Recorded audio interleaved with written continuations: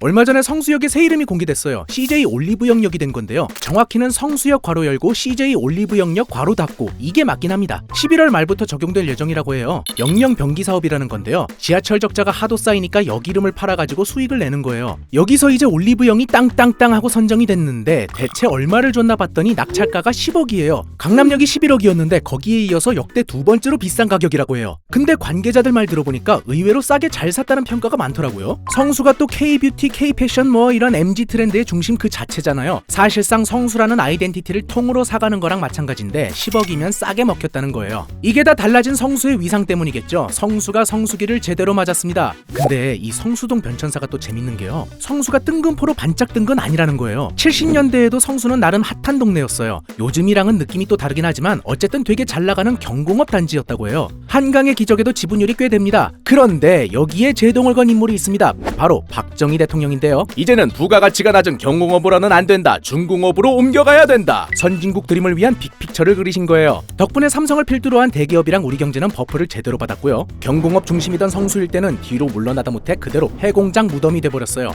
이랬던 성수가 다시 살아난 건데 이게 비단 성수만의 이야기는 아니고요. 우리 수출에서도 경공업이 다시 운명처럼 살아나고 있습니다. 지금 전 세계적으로 반도체나 AI 같은 첨단 산업 패권 경쟁이 한창인데 아무리 삼성이 위기니 뭐니 해도 우리가 무슨 개도국도 아니고 몇 푼 되지도 않는 경공업이 되살아난다니 이게 무슨 뒷목 잡고 쓰러질 소리야 싶거든요. 근데 또 너무 걱정하지 않으셔도 되는 게요. 그 양상이 이전이랑은 많이 달라졌거든요. 그래서 가져온 오늘의 지식 343 다시 돌아온 경공업입니다.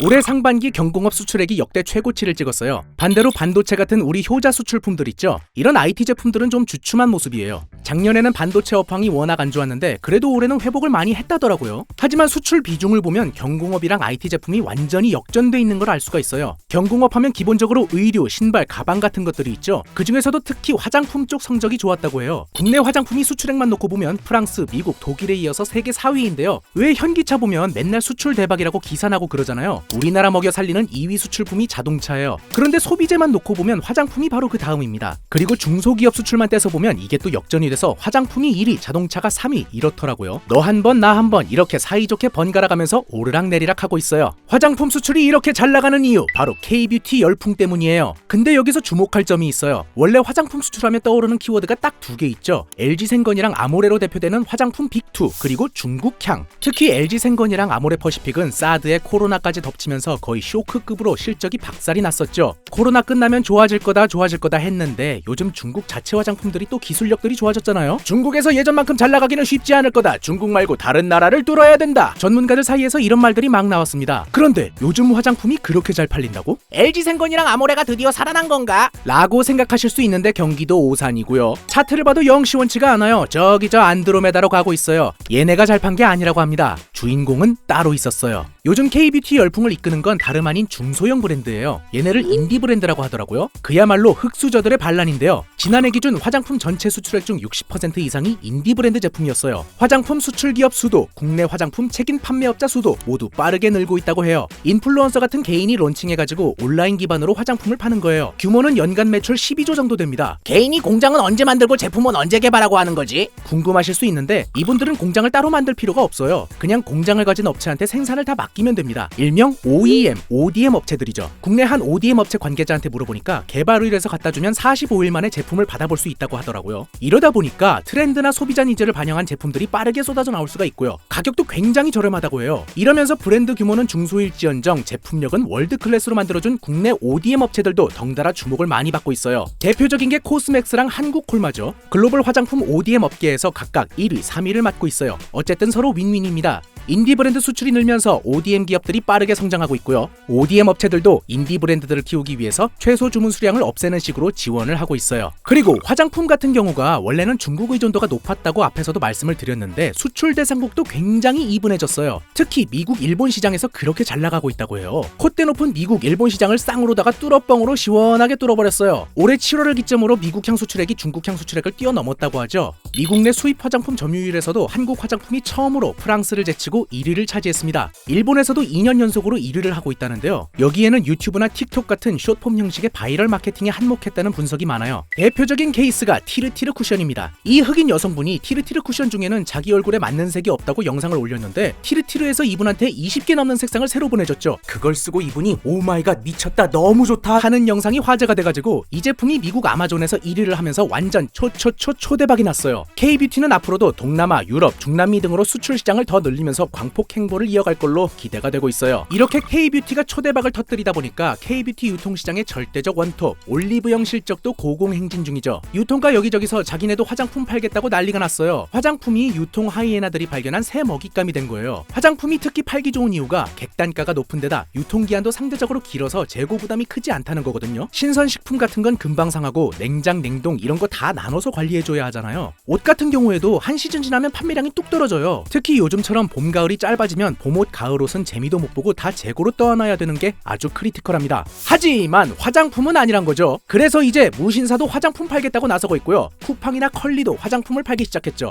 컬리 같은 경우엔 백화점에 입점돼 있는 프리미엄 브랜드 화장품들로 차별점을 두고 있어요. 여기서 끝이면 이렇게 영상 만들지도 않았겠죠. 없는 게 없는 다이소에서도 화장품을 팔고요. 편의점에도 보면 화장품이 있습니다. 남자친구 집, 여자친구 집 가게 됐는데 아무것도 안 챙겼다 할 때 당황할 필요가 없어요. 좀 큰 편의점 가보면 급하게 필요한 기초나 색조 정도는 어느 정도 다 커버가 될 정도로 구비가 돼 있어요. 아, 나는 그런 거 모른다 하시는 분들 오히려 좋은 거예요. 쓸데없는 소비 줄인 거 맞잖아요? 무튼 다이소랑 편의점 같은 경우에는 저가 라인 위주로 공략을 하고 있어요. 각자 전략도 다르고 하겠지만 공통점은 하나 있습니다. 바로 매출이 빠르게 증가하고 있다는 거예요. K-뷰티만 혼자 잘 나가느냐, K-푸드, K-패션도 대박이 났어요. 먼저 K-푸드를 보면요. K 매운맛을 전 세계에 알린 불닭볶음면. 얘기 안 하면 섭섭해요. 생일 선물로 까르보 불닭을 받고 엉엉 우는 미국 소녀 영상이 엄청 화제였었죠. 1억 뷰를 그냥 넘겼어요. 근데 왜 울었나 봤더니 실망해서가 아니고 너무 좋아서 울었다고 해요. 그럴 법도 한 게 미국에서는 까르보 불닭이 워낙에 인기다 보니까 구하기가 쉽지 않다고 합니다. 인터넷으로는 아예 품절이라 오프라인으로 재고 있는 데를 찾아다녀야 하는 거예요. 카디비도 까르보 불닭 파는 데를 찾느라 차로 30분을 돌았다고 하죠. 이거 뭐 돈 들여서 따로 광고한 거 아닌지 의심이 들 정도로 바이럴이 엄청 됐어요. 덕분에 삼양식품 해외 매출에는 볕이 쨍쨍하게 들었습니다. 전체 매출에서 수출이 차지하는 비중이 올해 2분기 기준 78%나 된다고 해요. 2018년까지만 해도 50%가 채 안 됐거든요. 상승세가 어마무시합니다. 수출 물량 같은 경우에는 마진도 높다 보니까 영업이익도 아주 쏠쏠하거든요.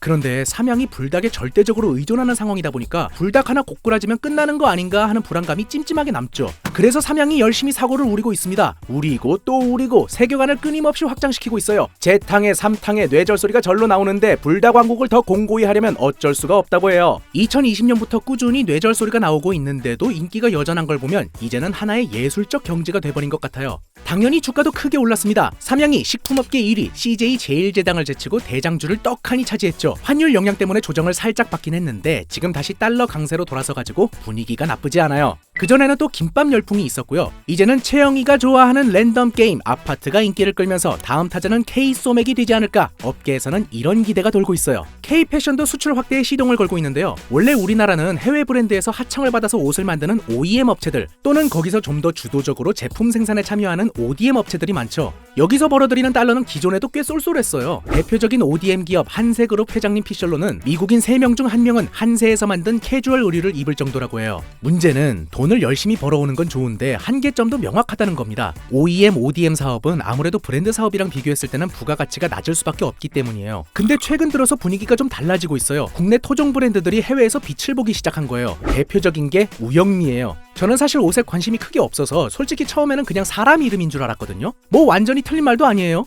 우영미라는 분이 남성복 브랜드 우영미를 만든 거라고 하더라고요. 근데 옷 좀 입는다 하시는 분들은 다들 알고 계시더라고요. 런던 최고급 백화점이라는 해로우즈의 정식 매장을 열었고요. 프랑스 3대 백화점 중 한 곳에서 매출 1위를 찍기도 했어요. 또 파리에 생토노레라는 유명한 명품 거리가 있다는데요. 여기에도 한국 브랜드 최초로 단독 매장을 냈다고 해요. 여기 매장 내기가 얼마나 빡세냐면 애초에 자리도 많지 않은 데다 건물주랑 건물 입점 브랜드 브랜드들 전체 동의를 받아야 들어갈 수가 있대요. 에르메스, 샤넬 이런 브랜드들한테 인정받고 그 속에 당당히 자리를 잡아버린 거예요. 그런가 하면 제니가 써서 핫해진 젠틀몬스터, 이것도 대표적인 한국 브랜드예요. 근데 작년 매출의 3분의 1가량이 해외에서 발생했다고 합니다. 럭셔리 산업왕국인 LVMH 3호 투자 운영사에서 600억 투자도 받았어요. 미국, 프랑스, 영국, 이탈리아 이 네 나라가 세계 패션의 중심지라고 할 수 있는 나라들인데 이 네 나라로 수출한 의류 수출액이 5년 사이에 20% 가까이 늘었고요. 앞으로도 계속 늘어날 걸로 예상하고 있어요. 다시 돌아온 경공업. 분명한 건 이전보다 부가가치가 높아졌다는 건데요. K-팝, K-드라마 같은 소프트 파워가 산업을 한 단계 발전시켰다. 이런 평가도 있어요. 특히 K-컨텐츠를 많이 소비하던 나라들이 원래는 동남아나 일본 이렇게 아시아권에 머무르는 경우가 많았는데 지금은 보세요. 바다 건너 미국, 유럽, 남미까지 쭉쭉 뻗어가고 있다 보니까 자연스럽게 K-뷰티, K-푸드, K-패션까지 주목을 받게 된 거죠. 여기에 탄탄한 ODM 경쟁력도 한몫하고요. 아무튼 우리 수출이 오랜만에 새로운 먹거리를 찾은 만큼 기업도 경제도 제 통장도 앞으로 더 좋아지기를 기대해봅니다.